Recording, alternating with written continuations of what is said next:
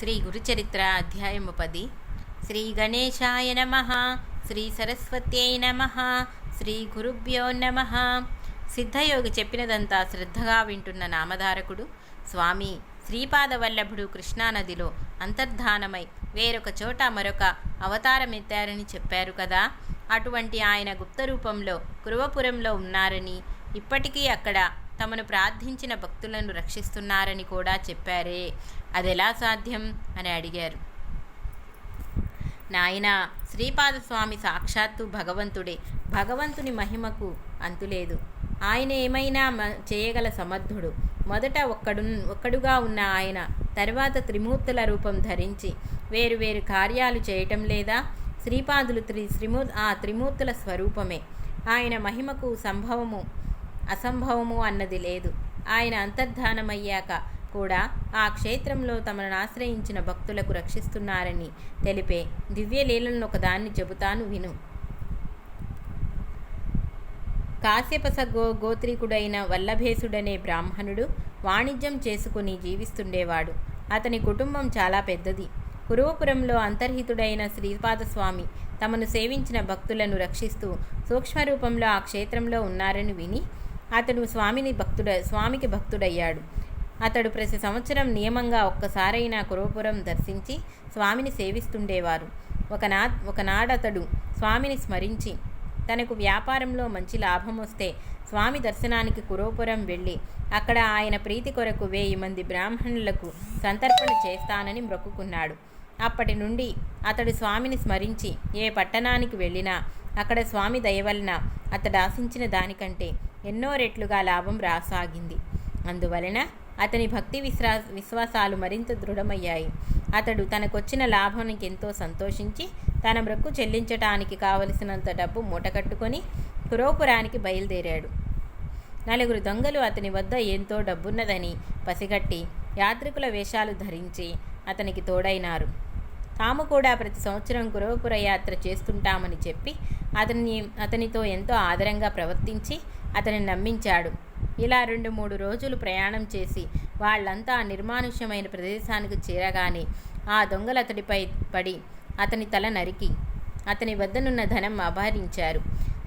తర్వాత ఆ సంగతి ఎవరికీ తెలియకుండా చేయాలని తలచి ఆ దేహాన్ని దహనం చేయటానికి సిద్ధమయ్యారు.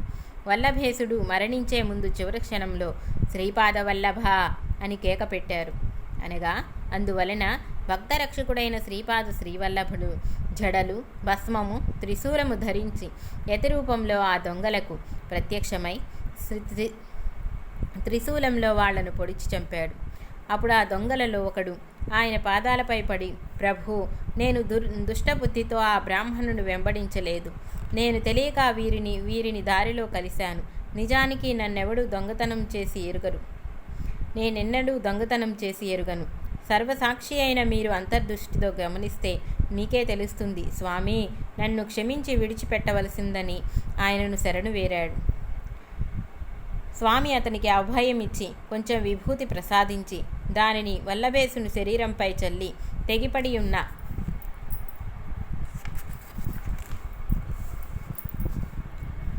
తలను మొండానికి అతికించమని ఆదేశించాడు.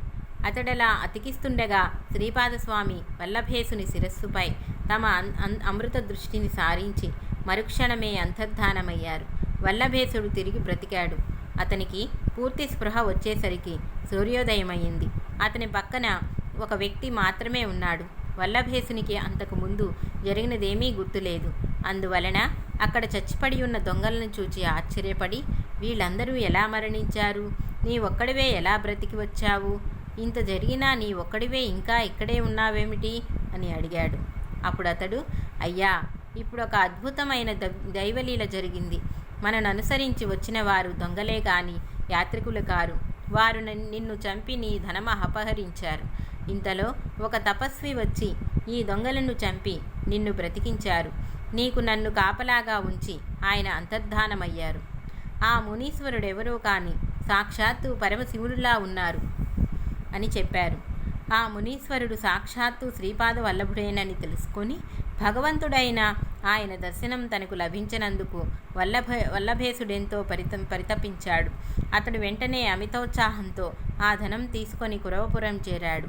అక్కడ శ్రీపాదుని పాదికులను సకలోపచారాలతో పూజించి ముందు తాననుకున్నట్లు 1000 మందికి కాక 4000 మంది బ్రాహ్మణులకు తృప్తిగా భోజనం పెట్టి దక్షిణ తాంబూలాలతో వారిని సత్కరించి సంతోషపెట్టాడు.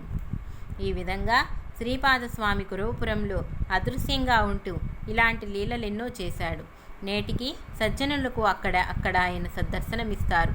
అయినప్పటికీ ఆయన శ్రీ నృసింహ సరస్వతియేనని యతిగా వేరొక చోట లోకావతారమెత్తి లోకోద్ధరణ చేశాడు. భక్తులు ఎక్కడ ఉన్నప్పటికీ శ్రీపాద స్మరణ చేస్తే చాలు, వారికి స్వామి అభిష్టాలిచ్చి రక్షిస్తాడు. అట్టి స్మరణకు అనుగుణమైన నామం తరతరాలుగా ఇలా ఉన్నది అని అన్నారు సిద్ధముని. దిగంబరా దిగంబరా శ్రీపాదవల్లభ దిగంబరా దిగంబరా దిగంబరా అవధూత చింతన దిగంబరా. శ్రీదత్తాయ గురవే నమః. శ్రీపాద శ్రీవల్లభాయ నమః. శ్రీ నృసింహ సరస్వత్యై నమః.